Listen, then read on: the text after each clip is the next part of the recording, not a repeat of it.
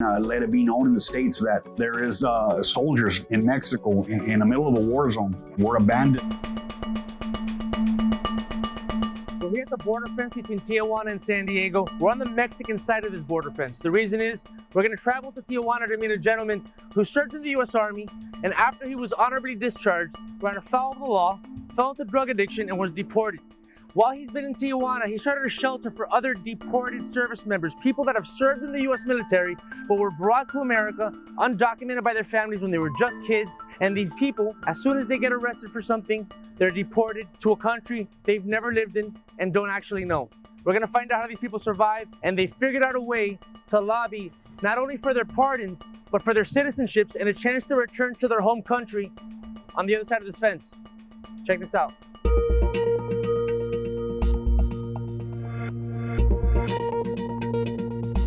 Sacrifice a little bit of your time. You never know what an interview might do for you, or where that might reach in general for everybody. My name is Hector Barajas. I'm the director and founder of the Deported Veterans Support House, and it's an organization that helps military veterans that have been deported, facing deportation, as well as their family members. Our goal is to repatriate our veterans, but we also help them with housing, connect them with attorneys. We do just about everything that we can to help our military veterans, not just here. Although our offices are in Tijuana, we are basically the hub center for veterans that have been deported to over 50 plus countries around the world, all the way from the Vietnam War to guys that were in Iraq and Afghanistan. I used to teach all the pilots, the young pilots, get a difference. What happens is they said the law is the law, and you just apply. You have to go about what the books of the law says. After I got out of the military, I was involved in a shooting where I was deported in 2004. My case took about 3 years because we had never done this before, especially with the ACLU. I actually got a pardon from the governor, and it just made it easier for me to become an American citizen. And I became a citizen April 13th of 2018.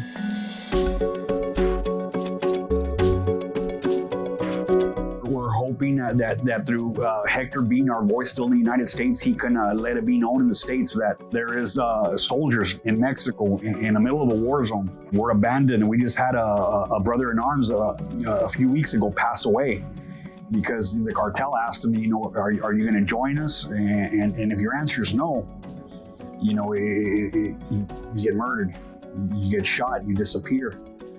So we are living in a war zone. My commitment's still here. This was the 14 years of my life that I lived this deportation every day, and for me to just pack up shop and leave just doesn't, it doesn't make sense to me, even though it hasn't been an easy journey.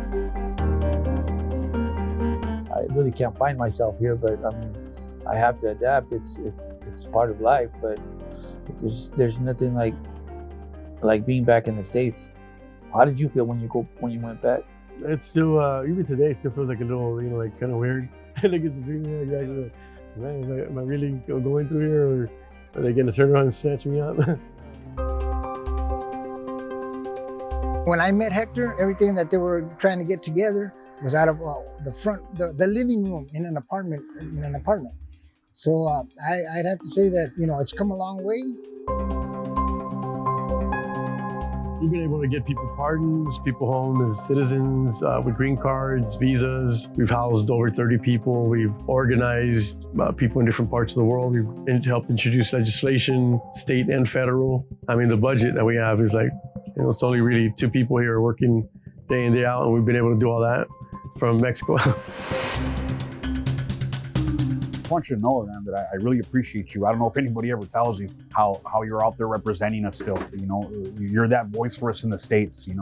It does give me a good sense of feeling that when something good comes out of what I've done, because I'm reminded by my mistakes, because that's something I talk about every day: deportation and what how I screwed up. So definitely being reminded that you're doing something good makes it worth the while of what we're doing.